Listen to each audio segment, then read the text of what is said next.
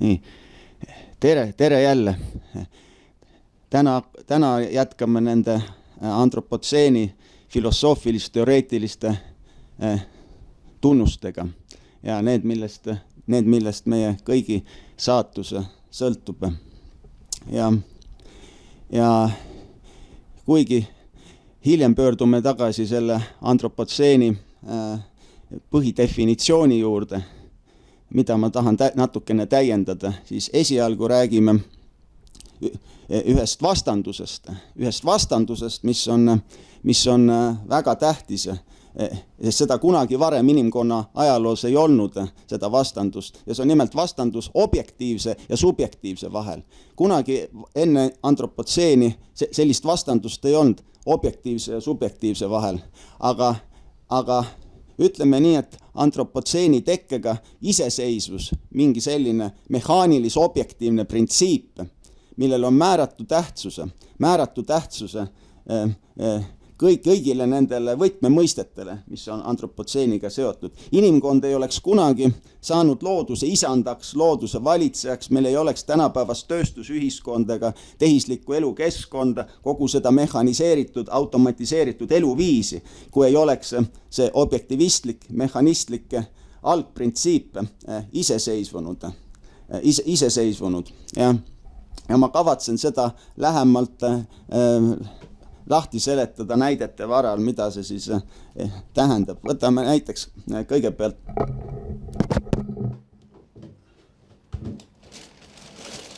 Egon Fridelli uusaja ajaloos 147.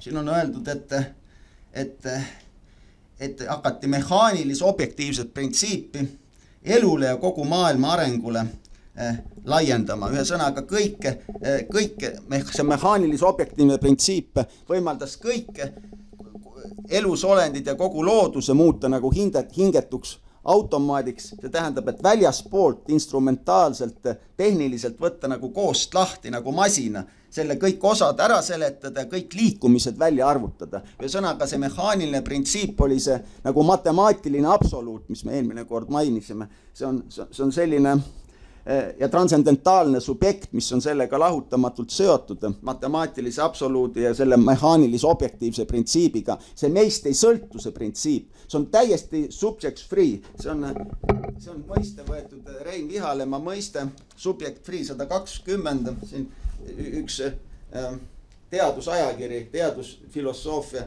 ajakiri, reaalteaduste, humanitaarteaduste kokkupuutepunktis nii-öelda 120, see on Leo Näppineni artikkel, ta on Tallinna TalTechi tehnikafilosoofia õppejõud ja tema ütleb siin 120, et see on subject free ja ühesõnaga see on midagi, mis inimest ei sisalda.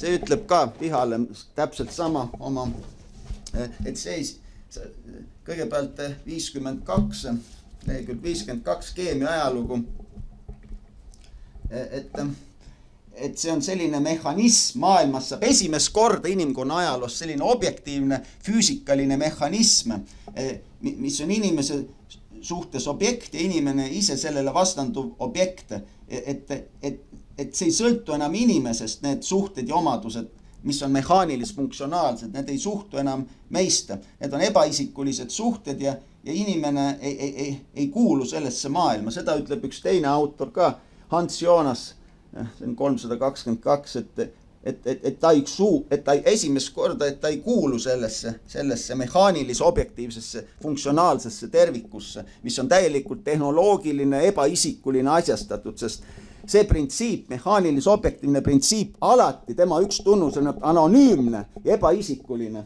Maier ütleb siin ja kogu täppisteadus, kogu eksperimentaalne täppisteadus on anonüümne ja ebaisikuline. Maier lehekülg 95 näiteks ütleb seda, ebaisikuline, täiesti objektiivne, on alati ebaisikuline. Alati ebaisikuline. Korraks võtan vastu. Ei, ära korraks, hetkeks. Kuningas, ma ei saa praegu rääkida, praegu on kaamera käib, jutt käib, hiljem tulen läbi. Jah, tšau kuningas. Jah, okei, tšau. Pole hullu, las ta käib, üks sõber helistas. Ja räägime edasi. et see on täiesti ebaisikuline, anonüümne, see mehaanilise objektiivne printsiip. See on nii paks raamat. Võtame siit näiteks seesama ja kogu mehhanistlik maailmapilt, mis sellel põhineb, Newtonlik maailmapilt, mis sellisel mehaanilise objektiivsel printsiibil põhineb. Siin on Seppo Zetterbergi toimetatud väga paks maailma ajalugu. Keijo Virtanen, kes on kirjutanud sellest tööstuslikust modernsusest siin, tema lehekülg 664 on öelnud väga hästi selle kohta. 664, kus ta meil siin ongi? Jah, et see on, või on see 662? Ei, 654. No näed, ega täpselt ei jää meelde. 654, ei, 652, see on loogilis-mehhaanilis-objektiivne. Kõik, mis on loogilis-mehhaanilis-objektiivne, on see meist sõltumatu, meist täiesti lahutatud, see subject free, meist eraldi olev, et kogu see tehnokraatlik, instrumentaalne külm mõistus või tehnoloogiline ratsionaalsus, selle kõige iseloomustav tunnus ongi see külm, see on alati külm ja seal on öeldud, see on alati külm teaduslik objektiivsus, külm mehaanilis-objektiivne teaduslikkus, see on nagu midagi, mis on meile võõras, kõik kodune ja tuttav, mis on traditsioonilises ilmas oli enne antropotseeni, läheb selle printsiibi valguses. Han, see on see Korea autor, saksa keeles kirjutav Korea autor, lehekülg 40, ütleb väga hästi, et see on sellist laadi mõistus, käib sellise mehaanilise objektiivse mõtlemisega, käib kaasas see külm, a priorne, loogilise, matemaatiline tehisideaalmõistus või see absoluutideaalteadvus, mis iseloomustab seda Kanti ja Descartesi ja võtame, pärast räägime transcendentaalse subjektiga sellest absoluutideaalteadvusest, see on nagu mõtlev asi või nagu tänapäeval mõtlev masin või masinintelligents, need on omavahel seotud, transcendentaalne subjekt ja masinintelligents, nagu me eelmine kord püüdsin osutada, aga ma räägin sellest pikemalt hiljem. Aga see on valguseta kiirgus, mis midagi ei valgusta, aga tungib kõigest läbi ja muudab kõik läbi nähtavaks. Kõike ühtlustab ja homogeniseerib. Selle mehaanilise objektiivse printsiibiga on seotud see, see ongi see Lumière naturel, Descartesi ajal 17. sajandil peeti sellist laadi valguseta kiirgust, seda nagu pimestavat, homogeniseerivat, kõike ühtlustavat valguseta kiirgust peeti nagu heaks. See on progressi aluseks, see on kogu tänapäeva masin maailma aluseks, tehnoloogia ilma aluseks. On kõik see külm, ratsionaalne, funktsionaalne tehisideaalmõistus ja siis see mehaanilis objektiivne printsiip, ühe sõnaga, vaatame, siin on seesama Friedel ütleb, kuidas Spinozast räägib, mida on naiivselt tõlgendatud suhteliselt panteistlikult. See ei kõlba. Panteistlik tõlgendus tuleb Spinozast välja jätta Spinoza kohta, et see on puhas mõistuspärasus ja selle talumatu külmus. Ütleme nii, et kogu see Kopernikust lähtuv ekstsentrreeritud maailmapilt inimese suhtes ükskõikne, see suure mehaanilise objektiivse ükskõiksuse põhine maailmapilt, Newtonlikke, täielikult asjastatud, täielikult hingetu, nagu looduse täisautomaatne mudel, kui nii inimene kui loodus on automaadid. Seda, et inimene ja loodus on uusal nagu automaatideks muudetud, seda ütleb ei keegi muu näiteks muu hulgas ka nagu Ilja Prigogine, kuulus Ilja Prigogine. Tema ütleb leheküljel siin 23 või jah, et loodus on inimesed, et inimene on tandutud automaadile, lehekülg 19, et see mehaaniline determinism, mis on Newtoni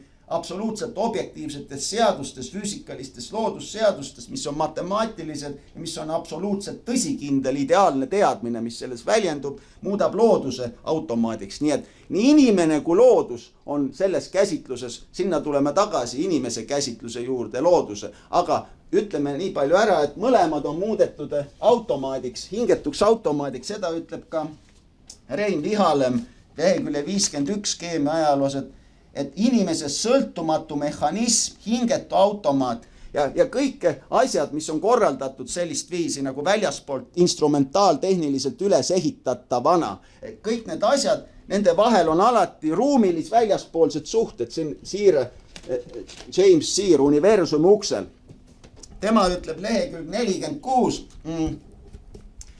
46, et see on aine, see on alati seotud sellist laadi maailmapilte aine keerulisega, mehaanilis-funktsionaalse aine keerulisusega. See on väga keeruline. Aine on, see on esimest korda inimkonna ajaloos antropotseenis see mehaanilis-funktsionalistlik, mis täiesti välispidine aine iseseisvub.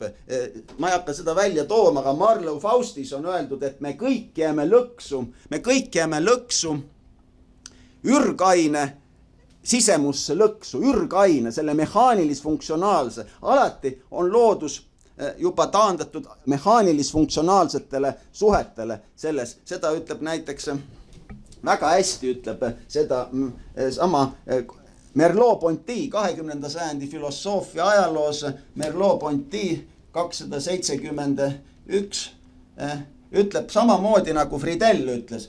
Ta ütleb, et organismi ja tema käitumist on nendes tehisideaaltingimustes, laboratoorsetes, eksperimentaalsetes tehisideaaltingimustes võimalik uurida osade kaupa nagu mõnda mehaanilist masinat.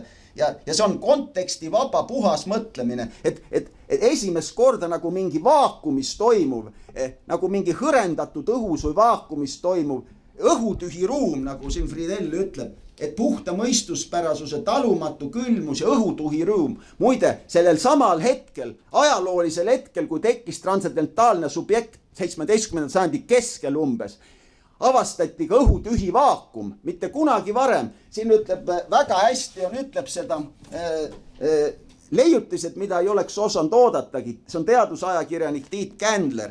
Tema ütleb leheküljel 11, tema ütleb, et absoluutne vaakum on midagi, mille leiutas uusaegne inimene, mida looduses ei olegi. Et see on midagi loodusele, emakesele loodusele seni täiesti võõrast või ufoloogilist võib lausa öelda.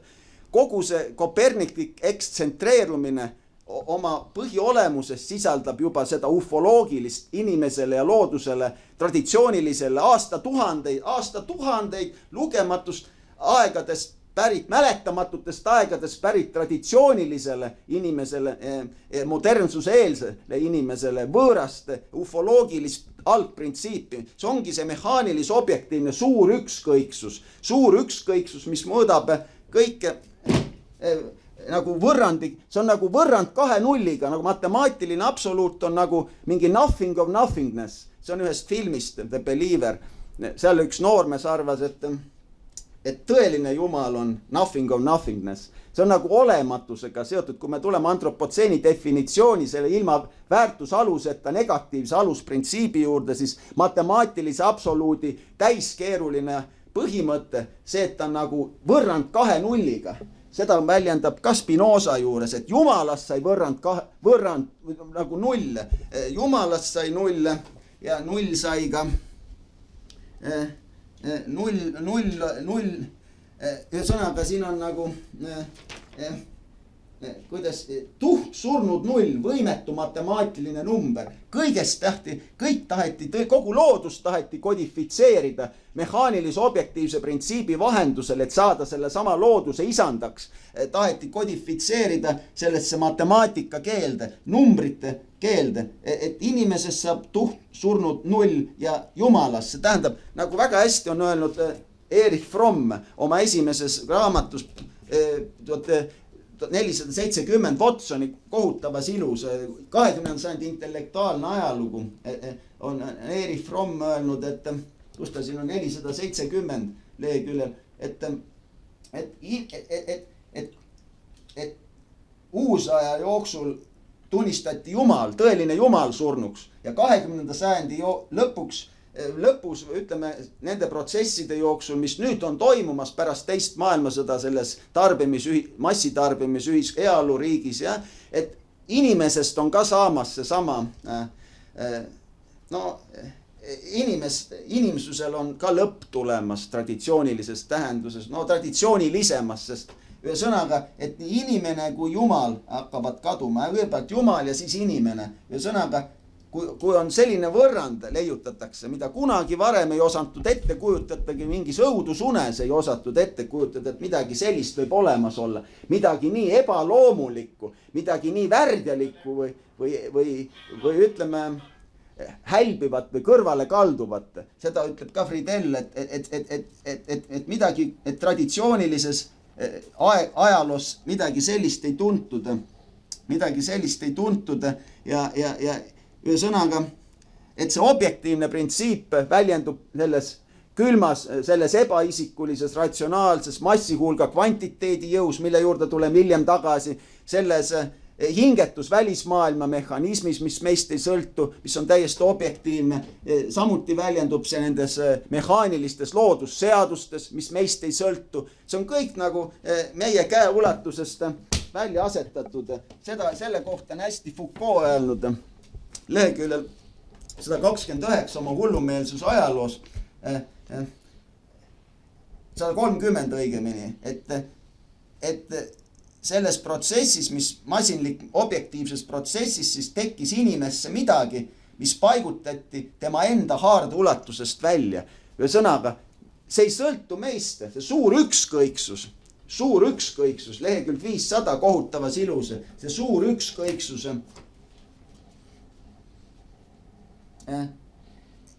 on midagi, see ei hooli meie tunnetest, meie subjektiivsetel tunnetel pole selle suhtes mingit tähendust. See on nagu, ütleb Hans Jonas selles essees, nihilismi ja eksistentsialismi essees, ma ei saa seda raamatut kätte praegu siit alt eriti hästi. Seal ta ütleb seda, et see on objective meaninglessness of our projected meanings, et meie subjektiivsed tähendused on objektiivselt tähenduseta. See on väga kurb, sest see tähendab, et ma ei saa midagi parata, et meie tulevik saab olema selline, meie nagu ta saab, sinna tuleme hiljem tagasi, milline ta saab. Siin rohke toendusmaterjali alusel, aga see liigub järjest suurema ühtesulandumise poole keeruliste masinatega, et see on väga kindel ja kurb suund keeruliste masinavärkide võrgustikega, aga sinna tuleme tagasi hiljem, kui ma räägin sellest digitaalandmetsivilisatsioonist, milles me elame pärast teist maailmasõda, informatsiooni mõistest ja kõigist nendest. Aga siin praegu räägime ikka sellest mehaanilis-objektiivsest, sellest ebaisikulisest ja anonüümsest alusprintsiibist, sellest, mis teeb sellest, mida võib nimetada looduseks ilma inimesteta ja kus meie tunnetel, kus me ei saa midagi parata sinna, et kõik on selline, nagu ta on. Selle kohta teises kohas, see oli see 500, seda ütles üks luuletaja, Philip Larkin, Briti pärast teist maailmasõda elanud luuletaja, aga 440 ütleb kohutavas ilus sama Peter Watson, et siin on see,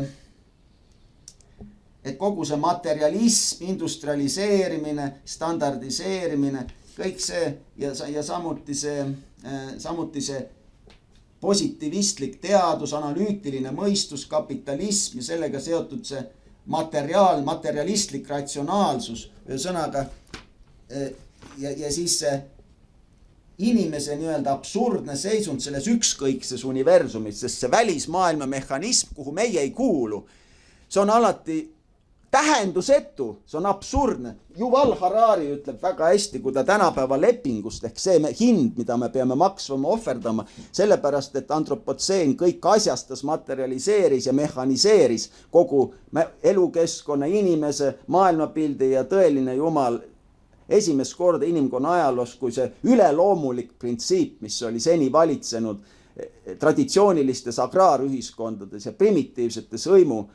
hõimurühmades, oli alati olnud mingisugune üleloomuliku algega, teispoolsusega aga kui hing kadus ära, modernses ajalooteaduses ei ole hingele kohta, kui hing kadus ära ja kõik oli taandatud vaid ilma ühtsuseta muutumisele, nagu Guénon ütleb, siis kadus ka see üleloomulik ära ja esimest korda tekib selline maailm, mis on nagu üks saksa autor Arnold Angenent, kes pühakutest ja reliikvetest kirjutab, ütles selle kohta ganz auf diesseitige zugewendet saksa keeles, et täielikult siinpoolsed eksistentsivormid, ühesõnaga sellised eksistentsivormid, kus on ainult see väline materiaalne ühiskondlik eksistents, oma elu ühiskondlik materialistlik tootmine, nagu Marx ütleb, et see on nagu mingi tootmine, see on nagu mingi dehumaniseeritud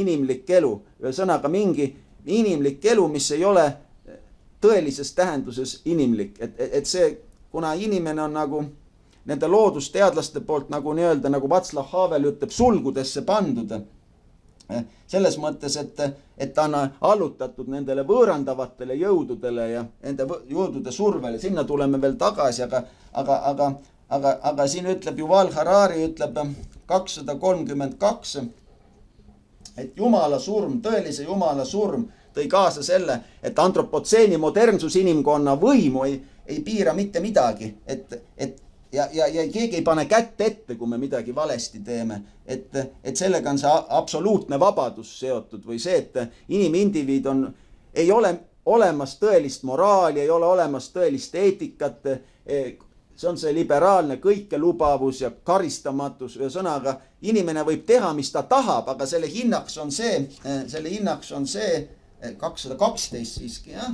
2 kohas ta räägib tänapäeva lepingust, see on nagu Fausti leping, seda ei maini see, aga paljud autorid mainivad, näiteks keskkonnaõiguses Veinla üks, jah, keskkonnaõigus, lehekülg 16, Fausti leping tehnoloogiaga, selle ma toon hiljem välja, sest see on nii vapustavalt tabav, Fausti leping tehnoloogiaga, see tehnoloogiline võimutahe või tehnokraatlik inimtegevus kui selline, informatsioonilist tehnokraatlik inimtegevus kui selline, mis seda transcendentaalse subjekti ja selle mehaanilise objektiivse alusprintsiibiga on lahutamatult seotud, see alati juba on anonüümne ja ebaisikuline protsess, millesse me kõik oleme suletud. See on nagu Kurmo Konsa. Ma ei tea, kas see Reijo saad anda, vist ei saa. Selles tunnikus. Ei saa, üks on peal. Ei hakka otsima, siis see raamat on peal. Võta see ära. See Jumala kogemus, võta ära. Jah, see. Too, jah, võta ära. See just. Ja seal all on Kurmo Konsa. Jah, ongi Kurmo Konsa. Ja tema on Eesti tehisintellektis kirjutanud ja see on imeliku nimega raamat, aga tema raamat see on. Ja siin on ta kuskil öelnud 2 kohas lausa, et me oleme mingis matemaatilises struktuuris lõksus.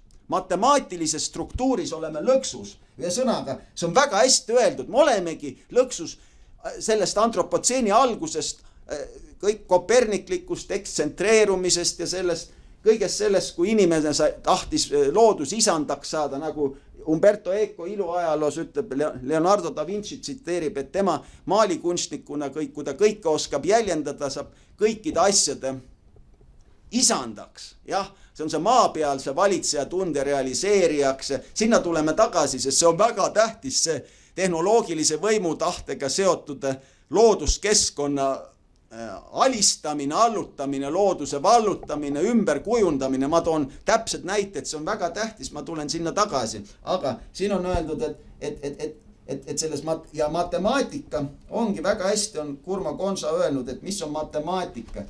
See on meist sõltumatult, lehekülg 80 ja seda ma tean siit, lehekülg 80. Matemaatika on tehniline matemaatika, see, mis on algoritmidele, tänapäeva arvutiteadusele, informatsioonile, kõigile nendele simulatsioonidele, tehnilisele modelleerimisele, kõigele sellele aluseks sellist laadi matemaatika, mis on olemas meist sõltumatult, nagu iseseisvalt meist. See on sama, ühesõnaga, see on nagu midagi absoluutset. Matemaatiline absoluut ongi midagi absoluutset, midagi, mis on meist inimestest sõltumatu, mis on meie suhtes täiesti ükskõikne. Miks ma nii palju seda rõhutan? Meist sõltumatu, ükskõikne, sest seda ei ole kunagi varem inimkonna ajaloos olnud ja selles peitub selle ufoloogilisuse või selle täiesti võõra out of earthly bounds, nagu filmis Esimene inimene väljendab, et out of earthly bounds on nagu Luft von anderen Planeten, siin on lehekülg 67 iluajaloos, no näed,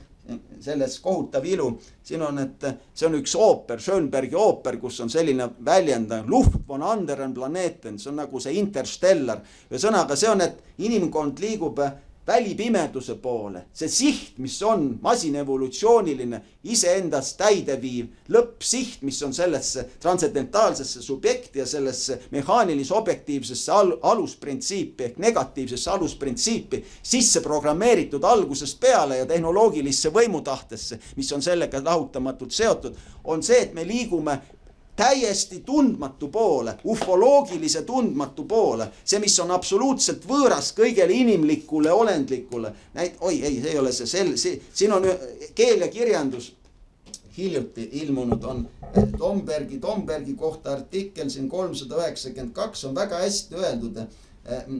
See on Tombergi kohta artikkel, et siin on öeldud, et selline mõiste nagu noovum, et siin on reaalsus, mis on muutumas nii keeruliseks, sest üks omadus mehaanilisel objektiivsusel, mis meist ei sõltu, on see, et ta muutub järjest keerulisemaks, seda väidab siin järjest keerulisemaks. Võtame Lotmani kogumiku, 342 on Lotmani kogumik tema 100. sünniaastapäeva puhul 2022. Siin on ta öelnud 342, et see on selline struktuuride üldine teooria. Need struktuurid on alati objektiivselt, ühemõtteliselt, anonüümselt, meie suhtes ükskõikselt, ebaisikuliselt, objektiivselt, need korrastatuse vormid ja kõik korrastatuse vormid muutuvad järjest suuremateks ja üldisemateks. See on nagu see film selles, kus Brad Pitt mängis Ad Astra ja tema isa tahtis järjest komplekssemaid võrrandeid kirjutas sellest maailmaruumist, mis on meile täiesti võõras ja kuhu ta tahtis minna, sest ta arvas, et meie tulevik on sellist maailmaruumi sinna minna, mis Kopernikus sai see kõik alguse, aga nüüd on see pärast kuule jõudmist ja pärast kosmose vallutamise, võidujooksu ja kõike seda, et see kosmos, see ei ole see traditsiooniline kosmos, see on see suure ükskõiksuse, see ükskõikne universum, see füüsikalis mehaanilise alusprintsiibi või füüsikalis objektivistliku, see lõputu tühi ruum, empty room, full of empty space, ühesõnaga sellist uusaegne ruumikäsitlus, mis ühesõnaga see tühi vaakumruum, see on alati vaakum, see on nagu, kus ei ole õhku, see on see nagu ütleb Spinoza kohta, see on see talumatu külmus, selle õhutühja ruumi, kus ei ole mingit inimlikku häält, elu ega soojust. See on õhutühja ruumi külmus. Ja ta tahab järjest seda külmust suurendada meie jaoks. Ta tahab meid muuta nagu küberneetilised, semiootilised seaduspärasused, kõik need tahavad meid järjest enam dehumaniseerida ja meid muuta järjest enam hõljuvateks, intellektuaalseteks seadeldisteks mingisuguses korrastatud, hiigelhulgas korrastatud hierarhias ehk semiosfääris. See on nagu mingi hõljuv loominguline teadus on Lotmani jaoks ainult intellektuaalne seadeldis. See ei ole midagi isiklikku või subjektiivset.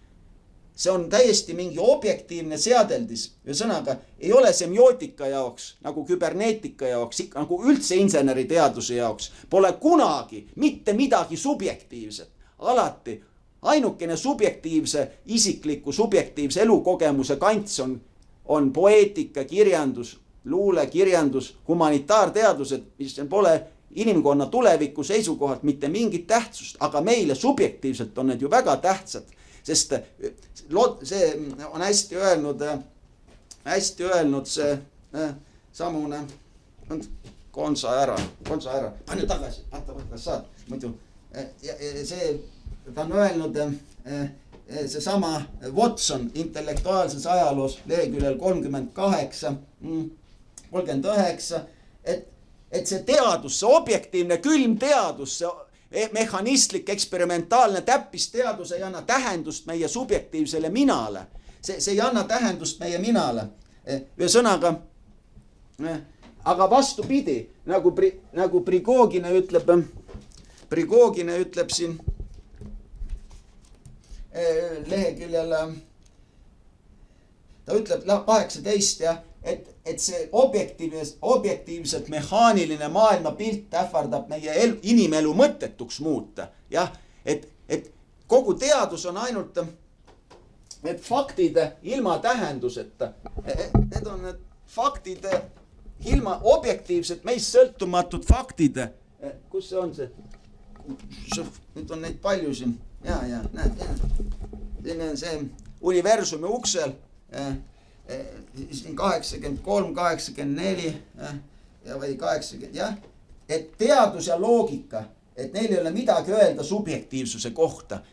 Esimest korda inimkonna ajaloos tekibki selline skisoidne lahutatus, et subjektiivne ja objektiivne on täiesti lahus. Ühesõnaga, objektiivne on see mehaaniline, see tehniline, see insenertehniline, küberneetiline valdkond, masinavärgiline, ebaisikuline, anonüümne. Väga hästi väljendab seda Derrida oma intervjuudes leheküljele. Tema ütleb seda, et see on mitte midagi ütlev. Jah, just nimelt. Objektiivne ükskõiksuse universum, objektiivsed meie suhtes sõltumatud tähenduseta faktid, mis on inimkonna eelsest ürgaine algsest olekust, nagu Melisseau ütleb. No see ürgaine, see mehhanistlik, füüsikaline, meist täielikult sõltumatu aine, mehhanistlik välispidine aine ja impersonaalne looduskirjeldus ja see loodus ilma inimeseta või öelda nagu Whitehead ütleb, põhjuslik loodus, see kopernikliku ekstentreerumise järgne inimmõõtmeteta universum ja loodus ilma inimeseta, nagu Melis Heideggeri tsiteerib, Heidegger ütles seda algselt, loodus ilma inimeseta on see, mida loodusteadus uurib. Seesama Watson ütleb 193 leheküljel, et see lääne võidukas ratsionaalselt tehnoloogiline võimutahe ja on alati seotud selle asjad väljaspool inimloomust. Inimloomus on alati subjektiivne, alati on see kogetud isiklikult ja subjektiivselt. Ja need on asjad väljaspool inimloomust, mille teadus uurib alati. Kõik teadusnähtused, mis on väljaspoolt empiirilist positiivselt uuritavad mingis tehisideaalolukorras, eksperimentaalselt isoleeritud. Selle teadusliku eksperimendi juurde tuleme tagasi, ma tahan seda. See on ka esmakordselt inimkonna ajaloos tekkis selline tehisideaalolukord, mis põhineb ainult massihulga kvantiteedi mehaanilis väljaspoolsel liikumisel ja ebaisikuliselt objektiivsetel statistilistel suhetel asjade vahel. Esimest korda tekib selline täielikult konkreetsest inimlikkusest ja olendlikkusest, nagu Václav Havel ütleb selles artiklis, lahutatud objektiivsus, ühesõnaga konkreetsest inimlikkusest ja olendlikkusest lahutatud objektiivsus. Seda ütlevad nad kõik, et subjektiivne teadvus, isiklik teadvus on täiesti välisest objektiivsest universumist lahutatud ja sellest välisest objektiivsest leheküljel seal see Shire universum uksel 85, et see aine ja see on see isoleeritud ja juhitud eksperimentide, see, mis on väljaspoolt kontrollitav, välja kalkuleeritav, see mehaanilis objektiivne printsiip lubab kõik väljaspoolt välja arvutada juba. See on nagu tohutu arvutusvõimsus. No, kas pole sarnane küberruumidele, seal on ka kõik juba eelnevalt ette välja arvutatud, sest see ongi väljaspoolt kontrollitud küberneetiline ruum on küberruum. See on see digitaalkeskkonna lahutamatu omadus, et ta on samamoodi koosneb nendest, kogu see ühtede ja nullide jada on lõputult keeruline matemaatika ja ta kõik saab alguse sellest objektiivsest mehaanilisest alusprintsiibist, mida rakendatakse väljaspoolt kogu elule ja maailmale, nagu Newtoni seadused. Nad mõjuvad väljaspoolt, nad on igavesed, ajaloovälised, eksimatud, vääramatud, samuti nagu see külm objektivistlik mõistus, tehisideaalmõistus, mis on loodusele täiesti võõras. Eco ütleb väga hästi iluajaloos, Umberto Eco ütleb 267, 269 iluajaloos. Ta ütleb, et see on looduses sõltumatu mõistus, loodusest sõltumatu, esmakordselt avastati midagi, mida looduses ei olegi, see vaakum. Ja sellega täpselt samal ajal tekkis ka see mõistus, see lumière naturelle, mis oli tol ajal nii loomulik ja räägitakse mõistuse ajastust. Kogu valgustusaeg on selle sama mõistusajastu, instrumentaalse, küberneetilise, külma ratsionaalse, tehnoloogilise ratsionaalsuse ajastu. Ühesõnaga siis pandi paika kõik need printsiibid, millel moodne tööstusühiskond, mis järgneva 19. sajandi jooksul reaalselt välja kujunes, sellele pandi siis põhimõttelised alused. Kogu nendele suurtele välistele ühiskondlikele jõududele, kõigele sellele, mis ühiskonda, moodsat ühiskonda sidus Newtoni seadustega. Ehk selle Newtoni seadused pole midagi muud kui selle mehaanilise objektivistliku algprintsiibi kõige parem kehastus, milles väljendub see täisautomaatne mudel loodusest. Loodus on nagu hingetu automaat, ja see tähendabki täisautomaatne mudel loodusest. Aga 269 on samuti, et see on võime olla sõltumatu sellest, mida see mõistus vaatleb. Oma objektidest on ta sõltumatu, mida ta uurib. Et see on nagu mingi enneolematu omadus. Tal on võime avastada midagi sellist asjades, mis on nende asjade väline. Need asjad väljaspool olendlikkust, inimloomust on nende asjade endi välised. Ühesõnaga, me ise ei ole teadlikud nendest. Aga ometi mingisugune, nagu siin Bachmann, kognitiivne psühholoogia ütleb, et kõiki, mis me tajume ja vahetult läbi elame, vahendavad mingisugused mikromehhanismid. Esimest korda, kui tekkis matemaatiline absoluut ja sellega seotud infinitesimaalarvutus, siis need avastati samal ajal kui vaakum, samal ajal kui tekkis transcendentaalne subjekt 17. sajandi teisel poolel, samal ajal kui tekkis see geomeetrilis ükskõikne ruum. Ma ei saa seda raamatut tuua, aga ma tean, et Gaston Bachelardil ruumipoeetikas ta on ka teaduslikku mõttearengut lugenud, objektiivse täppis teaduslikku mõttearengut uurinud. Tema ütleb, et see on see ükskõikne geomeetriline ruum, ükskõikne. Aga vaata, Reijo, kas sa Kolakowski saad tuua? See samune peal. Ei, see on veel all. Ei, sa ei saa. See on Poola filosoof Kolakowski. Tema on öelnud, et see on see kartesiaanlik ei miski ruum, 38. Kolakowski, mis ta oli, müüdi kohta midagi, ja Kolakowski, Poola filosoof, Leszek Kolakowski, lehekülg 39, ei miskine tühi ruum, kartesiaanlik tühi ruum saab, ja Gurevitš, Aaron Gurevitš, keskeinimese maailmapildis, lehekülg 33, seda ma ütlen peast, ma ei hakka järgi minema, räägib samamoodi sellest objektiivsest abstraktsest ruumist. Ühesõnaga, mingi abstraktne ruum tekib samal ajal, kui see hingetu välismaailma mehhanism ehk objektiivne materiaalne reaalsus, esimest korda see objektiivne materiaalne reaalsus, mis meist ei sõltu, mille suhtes, mis alati vastandub subjektile kui midagi hingetut, mingi funktsionaalne, pelgalt funktsionaalne, instrumentaalne tervik. Et esimest korda on siis tegemist selle külma ja võõra objektiivse mehaanilise tegelikkusega.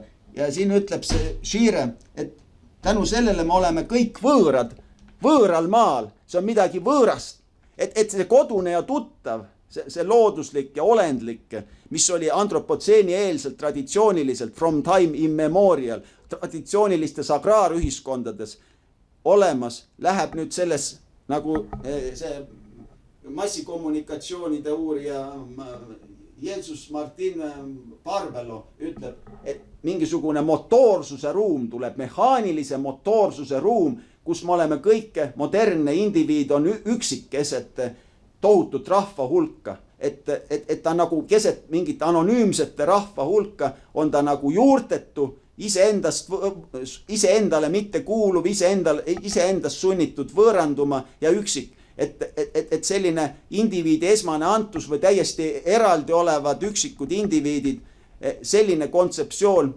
liberaalhumanistlik kontseptsioon tekkis samuti samal ajal umbes kui transcendentaalne subjekt ja kui seda objektivistlik mehaanilist printsiipi hakati väljaspoolt kõigele olemasolevale nii rakendama nii inimesele kui loodusele, ajale, ruumile, kõik need fundamentaalsed, a-priorsed, kõige tähtsamad kategooriad ja mõisted omandasid tekkivas antropotseenis siis uue vastandolendliku, vastand inimliku, vastand ontoloogilise, vastand metafüüsilise, suurest sellest negatiivsest alusprintsiibist lähtuva sisu ja see on selline negatiivne alusprintsiip siis, mis on siis teatud liiki puuduolu või lausa võiks öelda ei miski või olematus, et selle sisu on nagu võrrand 2 nulliga, muide, võrrand 2 nulliga ei ole üldsegi mitte ainult Friedeli mõiste, mis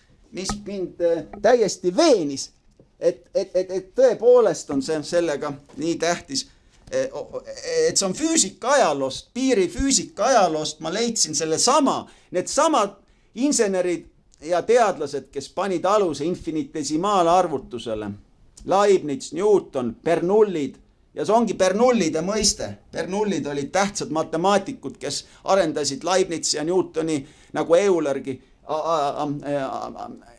arendasid tema infinitesimaalarvutust edasi ja kus ta siin ongi, see on Newtoni lähedal seal 184 ja 177 on piirifüüsika ajaloos määramatuse 0-0 arvutamine. Et see on nagu prahistokrooni mõiste. Prahistokroon. See kõlab keeruliselt, jah? Jaa, prahistokroon. Teate, mis see on? Kohe tuleme selle juurde. See on eriliselt, see on nagu keeruliste sõnadega väljendada midagi eriti absurdset, irratsionaalselt. Aga matemaatika sai üldfilosoofilise probleemi ja maailmatunnetuse ühtse meetodi aluseks. See on see sama matemaatika, mis on meie suhtes täiesti sõltumatu. Ja selle juurde tuleme veel tagasi, aga ühesõnaga see 0-0, see on nothing of nothingness. Ja see ongi see, et kogu antropotseeni inimkond on nagu puumeister oma akadeemia siin oma kuulsasse, et meie kõigi lõpp on juba ära toimunud ja pole veel kätte jõudnud. Võiks öeldagi, kuna matemaatiline absoluut võis kõike juba ette kindlaks määrata, sest temaga on seotud see tehnoloogiline võimutahe ja nagu Derrida siis 723 20. sajandi filosoofia ajaloos ütleb, masinlik etteprogrammeeritus on lahutamatult selle tehnoloogilise võimutahtega seotud. See masinlik etteprogrammeeritus, see ongi see võrrand 2 nulliga või see määramatus 0-0 177 seal piiril füüsika ajaloos. See sama, see ongi see, et sellesse seostub. Prahistokroon on see, nagu Norbert Wiener ütleb oma küberneetika ühiskonda. Kõige lihtsamalt öeldes, ilma mingi keerutamata, täitsa hämmastav, aga tõepoolest seda see on, kohe toome välja, 43 lehekülg, küberneetika ühiskond, Norbert Wiener. See järjest kiirenev liikumine, et see modernsusel on omane see järjest kiirenev progressi ja arendusmasin, nagu ütleb see puumeister. Puumeister ütleb progressi ja arendusmasin, milles me oleme kõik lõksus, ilma väljapääsuta progressi jumala arendus- ja kiirendusmasin. Sellest mõttetust kiirendusest, mis sellega kaasas käib, eriti digitaalsel ajastul, sellest räägib ka Hann, mõttetus kiirenemisest, millega on seotud tähendustühjus. Ja ühesõnaga see vaatame siin, see on 1541 akadeemias, siis 2022 number 9, et kahe ei miski vahel. Inimkonda ootab ei miski ees ja ei miskist on ta pärit. Jah, ongi nii, kui lõpp on juba siis transcendentaalse subjektiga, mis siis tekkis ja vaakumiga, mis avastati, see kogu loodusest saab see hingetu välismaailma mehhanism, ise funktsioneeriv, need instrumentaalfunktsionaalsed ruumilis väljaspoolsed suhted asjade vahel, mis on pelgalt statistilised, dehumaniseeritud, deontologiseeritud. Ühesõnaga, kõik see toimub juba, need eeldused juba võtavad kuju, mis meie tulevik ootab, võtavad kuju, siis 17. sajandil võtavad juba kuju ja kahe ei miski vahel, ei kusagilt pärit, nagu Althusser ütleb 616-20, ei kusagilt pärit inimene tühjade kätega nii-öelda, sest ta on absurdne inimene. See inimene väljaspool loodust, masinlik tehnoloogiline inimene ehk masinindiviid, nagu Spengler ütleb, nagu Friedel 301, majandusindiviid, sotsiaalmajanduslik indiviid, ta tundub küll nii, aga tegelikult on ta masinindiviid ja tema kuulub sellesse võrrandisse 2 nulliga, mis on nagu kahe ei miski vahel. T.S. Eliotil on üks rida tema tühermaas. Kuidas ei miskile liita ei miskit? See on kõik seotud selle kopernikliku ektsentreerumisega, järjest suuremate korrastatusvormide ja sellega seotud ufoloogilise tühja ruumi välipimeduse poole. Meie inimkonna tulevikku liigub selle suure noovumi tundmatuse, selle välipimeduse poole, sest seda dirigeerib nähtamatult see matemaatiline absoluut ehk masinjumal, see matemaatiline absoluut, see on see, mis on tõeline, mis on absoluutne, see on matemaatiline. See tehniline, ratsionaalne, inseneritehniline, instrumentaalne matemaatika, see külm, loogilis, matemaatiline, tehisideaal, mõistus, mis on kõike ette välja arvutav, kõike ette kindlaks määrav. See asjade seadus enne asju ennast, mille Descartes avastas, asjade seadus enne asju ennast. Ja Foucault ütleb, et see on teadmine nagu see, mis on meie hullumeelsus ajaloos ütleb, et see, mis on meie käeulatusest nagu määramatuks ajaks välja arvatud. Me on suur ükskõiksus, mis on beyond our reach.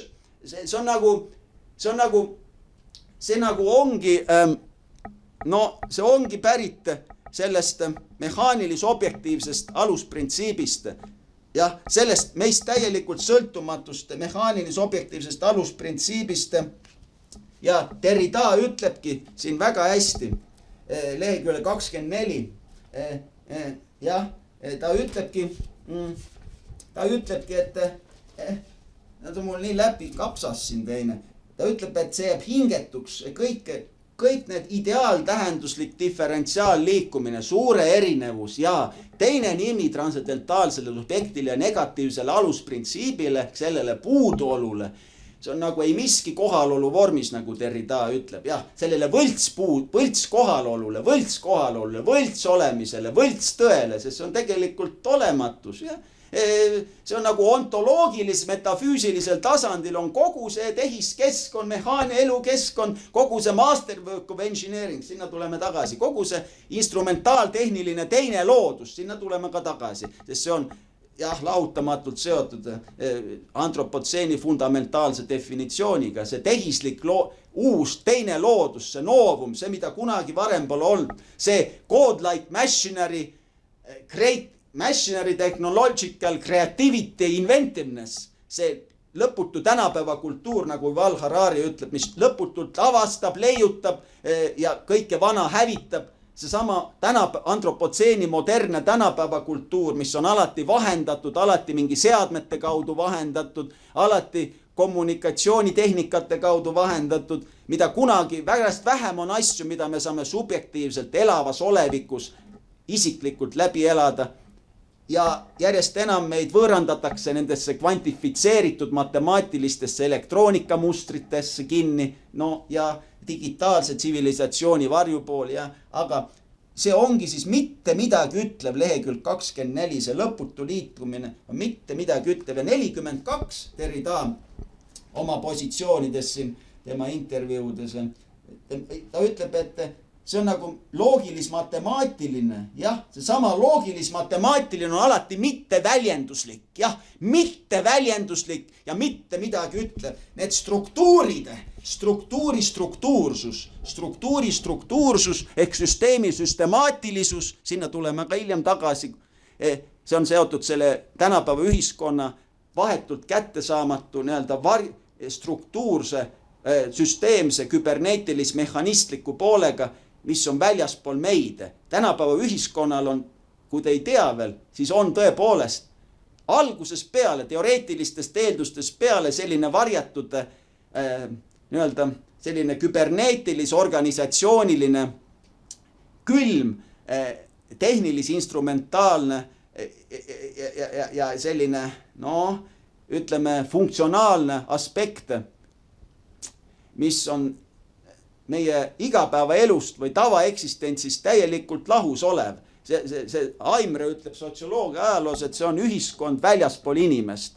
Selline asi on olemas, tõepoolest, seda ütleb sotsioloogia õppejõud Riikkaitseakadeemias Aimre, Ivar Aimre, et on olemas ühiskond väljaspool inimest, tegutsevad konkreetset üksikindiviidi, nagu Marx ütles, reaalselt eksisteeriv indiviid, tegelikult reaalselt eksisteeriv empiiriline indiviid ja selle kapitalismi tingimustes ühiskonnas tegutseva, ühiskonna representatsiooniruumis tegutseva indiviidi väline see on asjade sotsiaalne funktsioon teiste sõnadega, see on 674, 20. sajandi filosoofia ajaloos 674, need on need ebaisikulised, tavapilgules peidetud toimemehhanismid, Piir ütleb 164, et looduse ebaisikulised toimemehhanismid, need instrumentaalfunktsionaalsed ebaisikulised toimemehhanismid on need, mida õppisid avastama ja valdama eksperimentaalolukorras siis need uusaegsed loodusteadlased, eksperimentaatorid ja nende toimemehhanismide põhjal ehitati üles asjade maailm, meist sõltumatu asjade maailm ehk see tehnoloogia maailm ehk see toimivate mehhanismide, funktsioneerivate, hingetute, tähendusetute mehhanismide, lõputute seadeldiste ja instrumentaale masinavärkide, aparaatide lõputu tehismaailm ehitati üles siis nende toimemehhanisme uurides, neid varjatud, tavapilgu eest varjatud, instrumentaalfunktsionaalseid, anonüümseid, ebaisikuliseid, mitte midagi ütlevaid, mitte väljenduslikke toimemehhanisme uurides. Kui me ei saa seda tagasi praegu panna. Nii, ütleme, et siis ongi nii, et see prahistokroon, kui sinna tuleme tagasi, on see järjest kiirenev liikumine, see ongi see masinevolutsioon või Derrida ütleb, kus ta siin nüüd panin, 68 lehekülg, ta ütleb,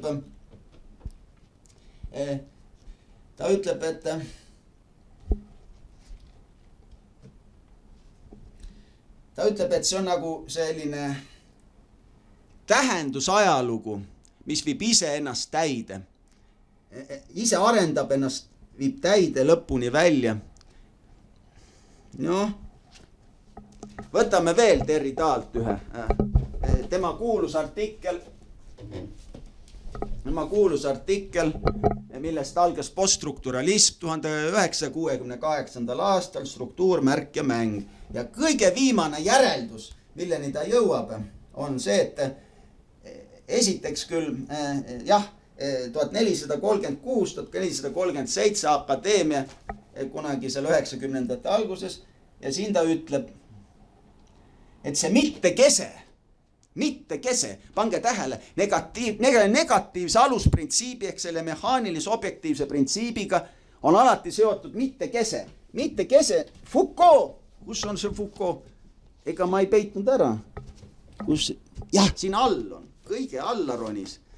Foucault. 69. Lehekülg 69. Hullumeelsus ajaloos muidugi. Sest kust mujal sellist asja leida võiks. Ta räägib mehaanilisest keskmest. See on tõeline leid. Mehaaniline keskpunkt. Alati on olnud tõeline müstiline keskpunkt, mis on seotud elu ja surma müsteeriumiga, mis on seotud nagu Mercia Eliade ütleb, et see elupuu keskpunkt, et see on nagu maailma sammas või elupuu, seda ütleb ka maailma samba, et see on nagu nähtamatu ja nähtama maailma keskpunkt ja inimese mikrokosmose ja suure kodumaailma või Heimskringla või ilmatare makrokosmose ühine keskpunkt, inimese kodu ja selle ühine keskpunkt on siis see ilmasammas, seda ütleb ka Lennart Meri hõbevalgest. Ja ma seda ma arendan veel edasi, sest need on need antropotseeni eelse tuttava ja koduse traditsioonilise elukõiksuse need aluspõhimõtted. Neid ma kavatsen välja töötada, praegu ei ole ma veel algusjärgus, aga see mehaaniline kese, mehaaniline keskpunkt on tõeline leid. Esiteks, et see on hullumeelsus ajaloos, kus oli, mäletate, öeldud leheküljel 52 samamoodi, et see mõistus puhtal kujul oma monotoonsete söödes, nagu Foucault väljendab ühel teises kohas, 124, see kõike kvantifitseeriv, ühtlustav, see kõrvetav, nagu tuleloogos, nagu ütleb see, mis kõik muudab hingetuks, nagu T.S. Eliot ütleb, kuivaks ja hõredaks saab viimaks ja inimhäältki pole enam vaja. Kuiv kivi ei tee vee häält, see on nagu Blade Runneri kuivanud elupuu poole. Blade Runneri teises osas oli üks kuivanud elupuu, kus see replikant siis seisis ja see on see, mis tõelisest elupuust jääb alles, kui ebaisikulis mehaaniline printsiip saab nii inimorganismi, looduse, maailma, mis ei ole enam maailm, vaid mingi hingetu välismaailma mehhanism, kõige selle ebaisikuliseks mehaaniliseks keskmeks. Selle keskmes ongi see negatiivne alusprintsiip. Ühesõnaga, see, mis olles ei ole, vastand ontoloogiline, vastand metafüüsiline, teatud liiki tehisideaal olematus ehk eksperimentaal surrogat näivus ehk see second creation, teine loodus. See ongi see definitsioon ju lõpuks, second creation, teine loodus. See ei ole see looduskeskkond, see on asjade maailm, meist sõltumatu asjade maailm. See on instrumentaaltehniline, külmalt funktsionaalne, masinavärgiline asjade maailm, mis iseseisvud. Seda ütleb Vihalem, seda ütlevad ikka päris paljud teised, aga eriti Adorno oma valgustuse dialektikas rõhutub see asjastumine, asjade maailm ja marksistlikud kriitikud ikka ütlevad, et kapitalismiga koos käib see asjastumine, täielik asjastumine, inimese asjastumine, asjastamine, esemestamine, objektifitseerimine, mingiks ühikuks normaalkõveras ja nii edasi. Ühesõnaga, see meist sõltumatu asjade maailm, kui inimene nagu viimasel leheküljel, selle Vihalem ütleb keemia ajaloos viimasel leheküljel, et tänu sellele objektivistlik mehaanilisele printsiibile ei jäägi loodust enam alles, et inimene, antropotseeni absoluutne inimene tungib selle tehnoloogia abil loodusseadustele tuginedes loodusesse niivõrd sügavale sisse, et loodus ise hakkab järjest enam kaduma. Et see ongi nagu Laanemäe ütleb, et see on täitsa väärt märkimist. Kultuurilugu, Aare Laanemäe, 343,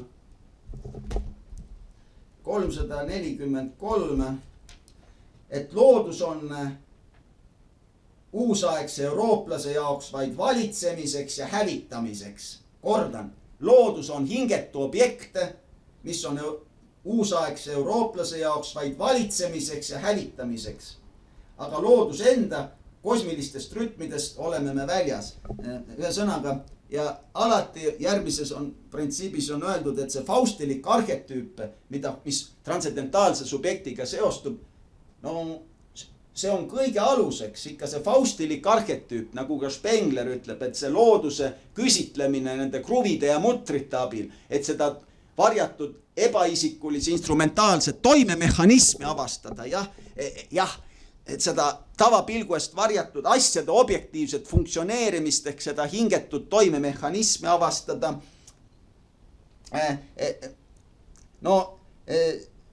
Selle taga ongi ikkagi see faustilik arhetüüp ja faustilik nagu Goethe Faustis või Marlowe Faustis, mida ma ikka kasutan, need on tõesti sügavamõttelised kujundid, mis on aluseks kogu antropotseeni mehaanilistele imedele nii-öelda. Foucault juurest vaatasime seda mehaanilist keskpunkti, Friedel mainib kah muide, et mingi sära keskpunkt, seda ta mainib 19. sajandi Richelieu Prantsuses, et taheti kõike tsentraliseerida ümber mingi keskpunkti. See on see sama mehaaniline keskpunkt. Jah, mehaaniline keskpunkt, see on, jah, aga nüüd tuleme tagasi sinna Derrida juurde. Selles struktuur, märk ja mäng. Ja siin ta ütleb, et see ühiskonda väljaspool inimest või see struktuursus või süsteemi süstemaatilisus, täielikul kujul välja öeldes on see olemine iseendas, süsteemi süstemaatilisuse transcendentse objektiivsustasand. See on selle küberneetilise, insenertehnilise asjade sotsiaalse funktsiooni mitte naiivne täismääratlus. Nii, ütleme nii, et siis küberneetilis-semiootiline märkide maailm ja just alati nende ebaisikuliste, anonüümsete, mitte väljenduslike, mitte midagi ütlevate struktuuridega, mis on abstrakt iseseisvad, eneseküllaselt abstrakt iseseisvad, ennast ise määravad või täide viivad, ennast ise kujundavad, autoevolutsioonilised, autokommunikatiivsed, täpselt nagu transcendentaalne subjekt, sellist laadi sossüürilikud, iseseisvad, tsentreeritud struktuurid ongi seotud kui märgisüsteeme ehk tähendusloome, tootmismasinat ja seda kõike ja ebaisikulist tähendusloome, tootmismasinat ja ebaisikulist küberneetilist tehnilist diskursiivsust, mitte naiivset mõista, siis seda ta ongi, et märgisüsteemid ehk see semiotic theory of life, life is action of science ja sellepärast sinna tuleme tagasi, aga nüüd vaatame nüüd vaatame jälle sellest 20. sajandi filosoofia ajaloost, mida see inimkonna jaoks tervikuna tähendab, mida see tähendab leheküljel 675. See on poststrukturalismi lühiiseloomustuses, et inimene ise ei kontrolli, inimene on uusajal tervikuna, kogu inimkond, kes elab modernses antropotseeni ühiskonnas, tänapäeval see meie globaalne tarbijate mass, nagu Agamben ütleb, et me ei kontrolli neid jõudusid, mille võimuses me oleme, need on mingid ebaisikulised jõud ja need määravad kõike ette meie jaoks väljaspoolt ja raamistavad ja suunavad ja mõjutavad. Need on see matemaatilise absoluudi ja sellega seotud massihulga kvantiteedi vabanemise ja kõige selle mehaanilise liikumise iseseisvumisega ja sellega seotud need jõud. Ja see teeb meist kõigist nagu kogu antropotseeni inimkonnast nagu mingi automaatnuku. No nagu mingi automaathüpiknukk, keda tõmbab mingi võimas mehaanilis objektiivne suure ükskõiksuse ehk mitte inimliku ebaisikulis-funktsionaalse, mitte inimliku algsuhte printsiipe, tõmbab nagu nähtamatult nöörist meid kõiki. Vaatame, selle kohta on öelnud küll väga hästi Ott Puumeister Lotmani kogumikus. Lotmani kogumikus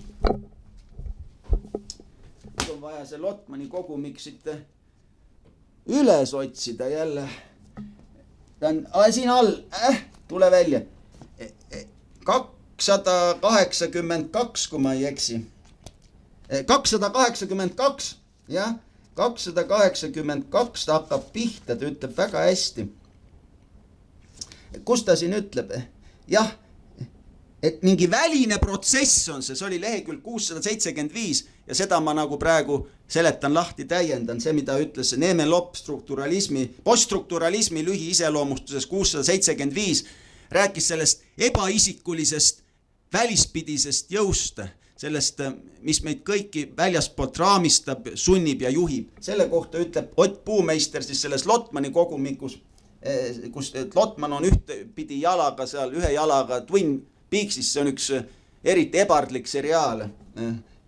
Inimene ise on väljaspoolne märk, kujuneb osaledes märkide elus, see on see life is action of science, et ei ole midagi väljaspool teksti. Kui teksti mõista semiootilist, küberneetiliselt, mitte naiivset tekstuaalsust, a priorne tekstuaalsus, nagu Roland Barthes ja Derrida räägivad, et see märkide elu, osaledes märkide elus ja see kus see nüüd see märk ja struktuur oli? See on see sama, see 436. Et see on see märkide maailm, mis ei ole, kus ei ole ei tõde ega lähtekohta ja kus ei ole vigu. Vaat see on selline märkide süsteem, see sama objektivistlik mehaaniline alusprintsiip ei tee vigu. Noh, ta on nagu masinlik, sellepärast, et ta on täitsa ebaisikuline, külm ja masinlik. Ta ei tee vigu. Jaa, ta ei tee vigu. Selle kohta ütleb Lovelock väga hästi. Leheküljel 82, Novatseen, see kuhu ma teele oleme, Novatseen, oleme teele nende küborgite, kui need hakkavad meiega, näevad välja nagu meie, aga tegelikult põhinevad sellel samal ebaisikulis, mehaanilisel, objektivistlikul suure ükskõiksuse põhilisel algprintsiibil, aga näevad välja nagu meie, räägivad nagu meie, käituvad, ise autonoomselt ise käituvad, sellised ülimalt täiustatud robotid tulevad, seda kui me digitaalmodifikatsioonist räägime ja andmetsivilisatsiooni tulevikust, milles me elame praegu kõik, sest me oleme kõik olnud sunnitud ju selle digitaalse revolutsiooni ehk arenguhüppe läbi tegema nii üksikisik kui kogu ühiskond tervikuna. Siis Novatseeni poole liikudes, kus need ise toimivad tehisintellekti põhised küborgid, kellel tehisajudes istub tehisintellekti arvutusvõimsus ja mälumaht ja kes sekundis võib mingid miljardeid tehteid ja need kõik vaatame, mida tehisintellekti autor, üks Eesti tehisintellekti autor, kus siin üks vastik küberpõrnikas peal on, Andres Laan, mida tema ütleb 173, lehekülg 173, et arvutid on võimelised ühte ja sama standardoperatsiooni miljoneid kordi veatult sooritama. Miljoneid kordi ühte sama standardoperatsiooni ja veatult ühtemoodi. Vaata, see ütleb midagi väga tähtsat. Vaatake selle matemaatilise absoluudi ja selle printsiibi kohta. Ja seda ütleb nüüd Lovelock, lehekülg 82, täiendame seda. Ta ütleb, et need masinad, mis tulevad, need androidimoodsed masinad nagu Blade Runneris, näevad välja nagu meie. Nad kehastavad teatud täiuslikkust, aga see on hingetu täiuslikkus, see, mis on veatu nagu flawless, nagu matemaatiline absoluut. Noh, see kehastab seda hingetut masinlik loogilist täiuslikkust. Ja vot sellist täiuslikkus kehastas kunagi, mis see ülim a priorne subjektiivsus, see esmane alustusväär, absoluutne subjekt, nagu Derrida ütleb selle Husserli transcendentaalse ego kohta, absoluutne subjekt või siin ta ütleb ka, et need insenerid ja disainerid ja teadlased on, neil on sellist laadi alus. No, neil on nagu, kus ta siin on, see on natuke eespool 1424, et nad on iseenda diskursus absoluutne lähtekoht ja nad on, nagu Yuval Harari ütleb, et transcendentaalne subjekt ehk insenerid ja teadlased, kellest saavad uued jumalad ja antropotseeni inimkond, mis on siis ennast paigutanud moodsa modernse ajaloo keskpunkti, kõik tiirleb ümber tema ja sõnaga iseenda looja, iseenda saatuse kujundaja, iseenda evolutsiooni kujundaja, iseenda ja just sõnaga, et ta on iseenda absoluutne lähtekoht, rääkides vaid iseendaga siis tühjal laval, seal ei ole mingisuguseid varjatud poolt, ei ole konkreetseid tegelikke inimesi, see, mis on meie saatuse juba ette kindlaks määranud, see transcendentaalne ego või see esmane alustusväär või see absoluutselt tõsikindel tunnetuspind või see radikaalne algupära jutumärkides ilma algupäraks, see negatiivne alusprintsiip, mis selle meist sõltumatu, hingetu, loogilist, täiusliku matemaatilise absoluudiga, ehk see, mis on tõeline absoluutne, on matemaatiline, nagu Newton ütleb, lehekülg 155 seal piiriraamatus. Ja seda kordab ka Gonza seal, kui matemaatika seda sama Newtoni kohta, et see tõeline ja absoluutne, et see ei ole nagu tõejärgne ühiskond siin. Siin ei ole mingit tõejärgset, siin on absoluutselt ümber pööratud tõeline absoluut.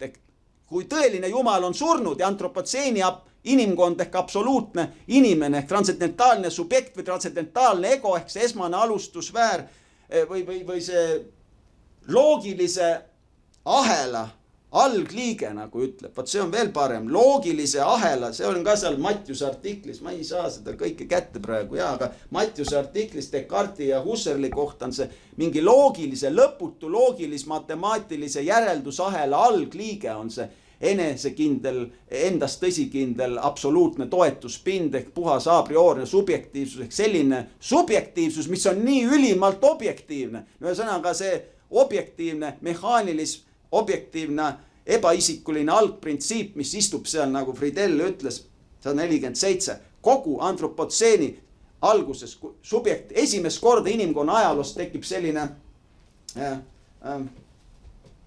esimest korda tekib nagu Burkil kristliku mõtte arengus, see irooniline nimi, see kristliku mõtte areng, sest kuhu ta välja jõuab, on küll väga kohutav koht.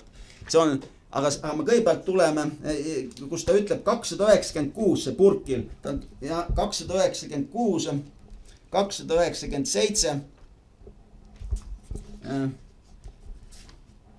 ta ütleb, et esimest korda tekkis selline füüsikaline maailm hakkas eksisteerima iseseisvalt, et see füüsikalis-mehaaniline maailm nagu iseseisvus, et see on nagu, et füüsilised objektid muutusid iseseisvaks, midagi varem, et see on see asjad väljaspool inimloomust, nagu ütleb see Watson 20. sajandi intellektuaalses ajaloos, asjad väljaspool inimloomust ehk et need muutuvad iseseisvaks esmakordselt siis, kui toimub see väga põhjapanev koperniklik ekstsentreerumine ja sellega seotud, seda ütleb see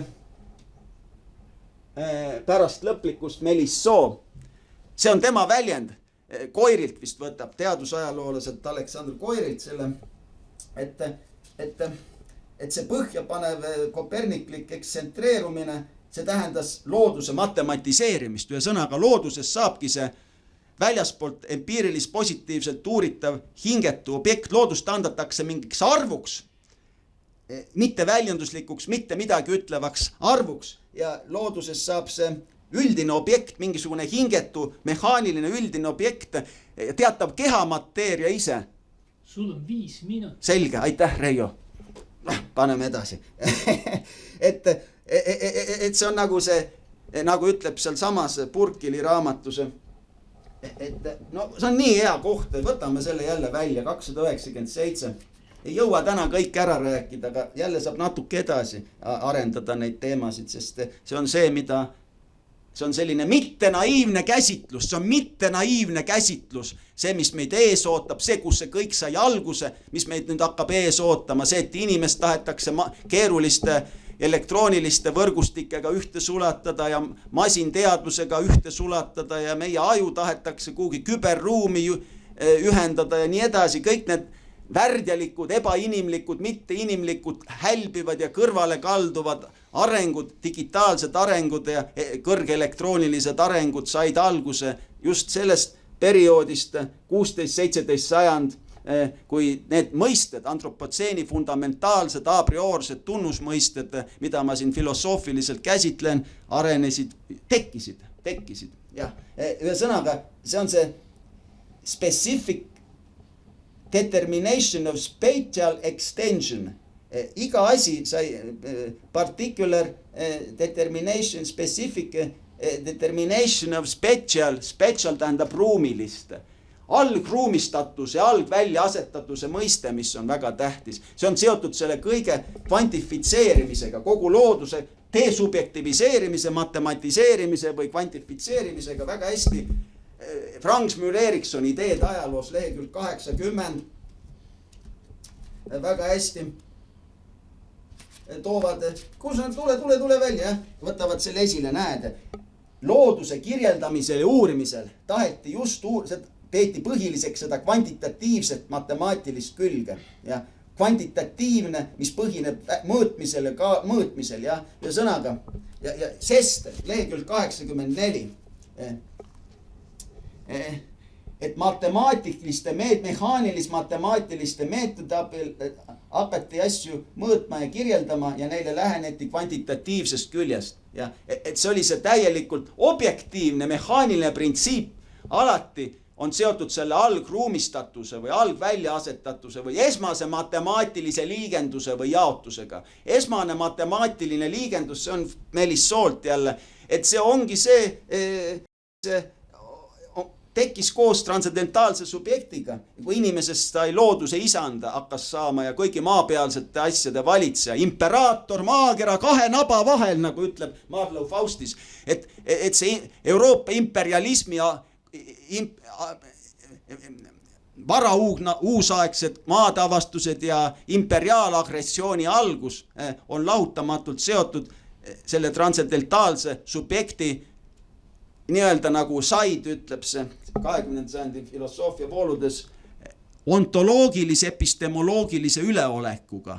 See transcendentaalne subjekt on tegelikult nagu, no vot see on nii hea koht jälle, oi, kui hea koht.